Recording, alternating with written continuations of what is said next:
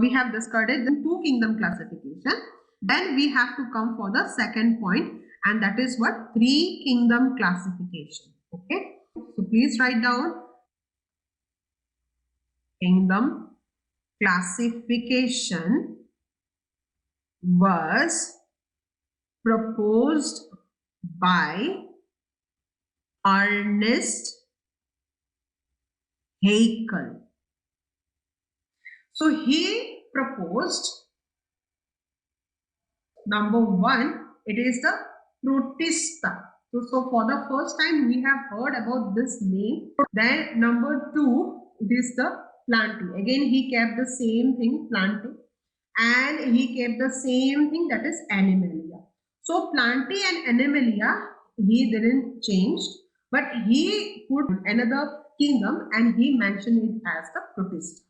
Under this Protista, he added bacteria, that is microbes. Okay, instead of writing bacteria, you can also write microbes. Correct. Again, Carl Linne, he was unable to separate the organisms like Euglena, right? Again, one more is there, that is Chlamydomonas. Correct. Again, one more organism is there, that is slime mound. So what he did, Ernest Haeckel put all the organism which was not clarified by Carl Linne and he put under the Protista. That he did, right? Next, under Plantae, what he did, he added algae here, he added fungi, he added bryophytes, he added gymnosperms, he added angiosperms. Yes, angiosperms. He also added pteridophytes, everything. Everything he added here. So, okay, fine, to certain extent we can consider that algae, bryophyte, pteridophyte, gymnosperm, angiosperm, these are under the same category. But he added this fungi. Can you see this? So there he did the mistake, right? Again, he added bacteria under what? Protista. There he did the mistake, right? Because in this group, organisms, those organisms were kept, those are neither considered as Plantae, nor considered as Animalia. But bacteria is a microbe. You can't place it under this category, Protista category, right? Because Protista are eukaryotic. Bacteria is prokaryotic. So, under Animalia includes all the animals, right? So, I hope you understood where is the problem. So, I have marked it, right? Under Protista, you can't include bacteria. This is his mistake, or I can say demerit. Again, Plantae, you can't introduce fungi here. This is his mistake.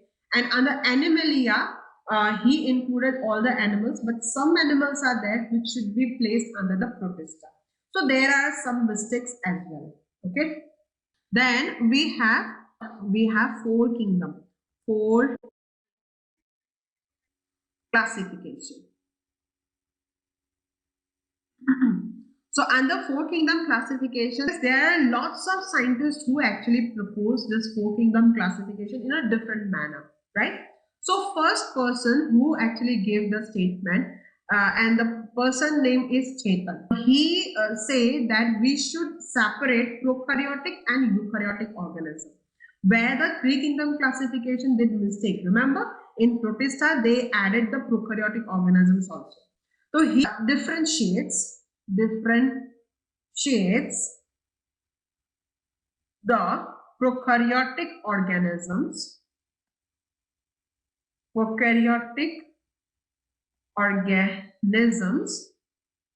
from eukaryotes. That's what he did, right? Again, one more person is there and he was Copeland, right? And he separated the prokaryotic organism and placed it under different kingdom, and we know that kingdom is actually what? If I place the prokaryotic cell in a different kingdom, that is known as Monera. Okay, so under four kingdom classification, Monera, the first time we have heard about the Monera. Okay. Next, some other scientists were also there. Dorothy was there, and many scientists were there. They actually discovered many things, and ultimately we came to know that under the four kingdom classification, we have Monera. Okay, then we have Protista. Fine. Then we have Metaphyta. See, I have not written Plantae. This is Metaphyta. And then we have Metazoa.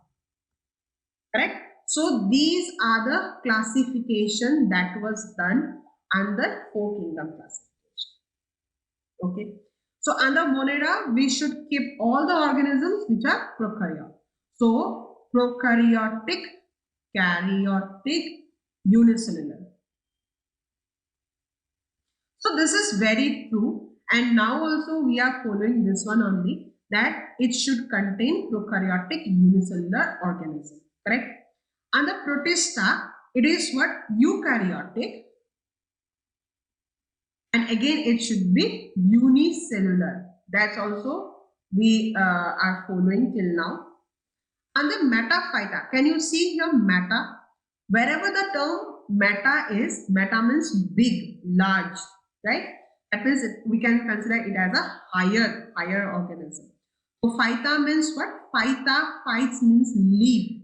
So leaf bearing organisms are nothing but what? Plants. So phyta stands for plant. Meta stands for high. So it is a higher category. So we are going to keep all the planting here. Yes. And under Metazoa, zoa means what?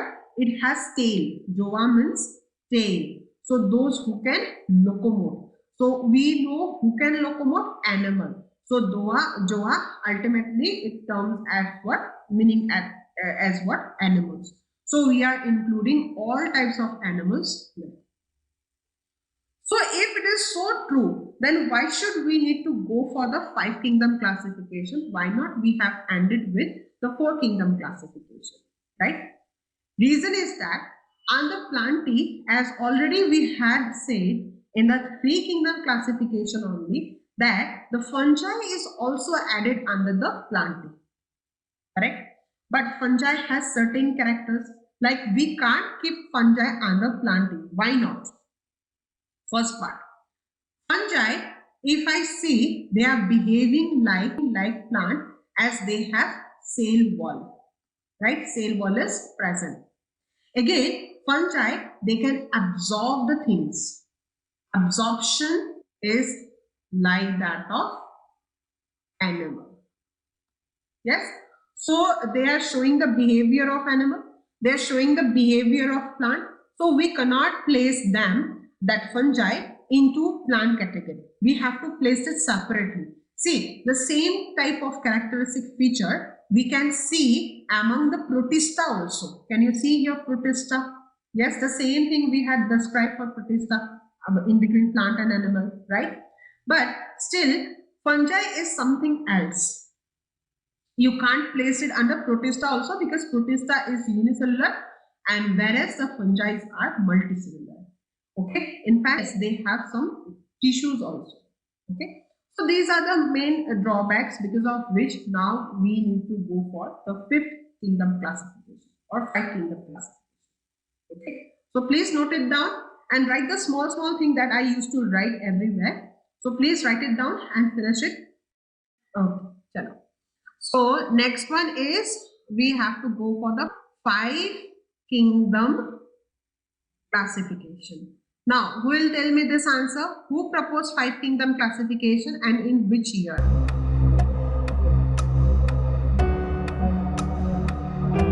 Very good. It was proposed by R.H. Whitaker in 1969. Right? Very important date. Very important name. Right? So we can't neglect this name and date. Okay. So R.H. Whitaker and in 1969. So let's write the first point, which is very important that we used to say. for five kingdom classification. That is on what basis this classification was proposed. So write down based on first one, complexity of sale, right? Second point, based on complexity of sale or body, let me write organization, correct? Then number 3, that is mode of nutrition. Number 4, reproduction. Number 5, the most important thing, and that is the phylogeny. And because of this, of course, others are also going to give some impact, but because of this phylogeny, the last point is make this classification one of the most acceptable classification ever we had, right? So this is the most acceptable. Please write it down, and then we will write one big chart